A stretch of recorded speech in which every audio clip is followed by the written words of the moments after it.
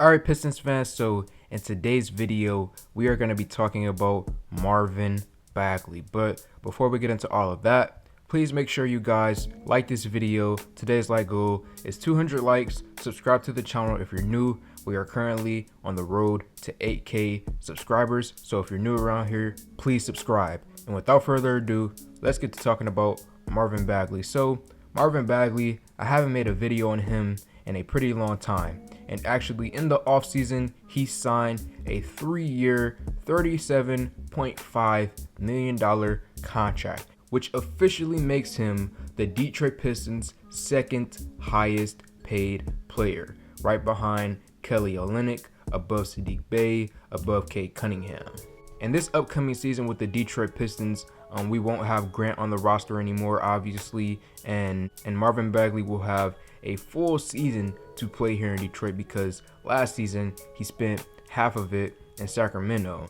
So with all of those factors, Marvin has to produce. And then you can also throw in, the factor that Duren may not be ready to go day one. He may need a little bit of time to grow, or he may come out the gate and take Marvin Bagley's position. We don't know right now, but just to be safe, it would be wise to have Marvin Bagley, produce more on the court so that we don't have to rely on someone like Duren with him only being 18 years old right now. Last season, Marvin Bagley averaged 14 points and 7 rebounds, and those are good statistics, but when you use your eye test, he was not a good defender. There were many times, especially, games when we went up against teams like the Washington Wizards, when he would get put in pick and roll situations. He would get matched up against a small forward or a power forward, these skinnier, quicker guys, someone like Kyle Kuzma, and Marvin flat out could not guard them. So next season, I definitely want to see him, give more effort on the defensive end,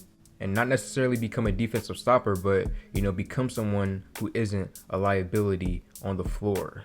And then obviously, offensively, he can keep doing what he's doing right now, being a good, lob threat for Cade Cunningham and Killian Hayes, but then also stretch the floor a little bit. We've seen Isaiah Stewart work on his three-point shot in the offseason, and we saw it pay off a little bit in the summer league, so we're going to see if he can continue that. But let's see if Marvin Bagley, he can become more of a mid-range shooter next season. Adding any little area to his game will massively help him and the Pistons as a whole.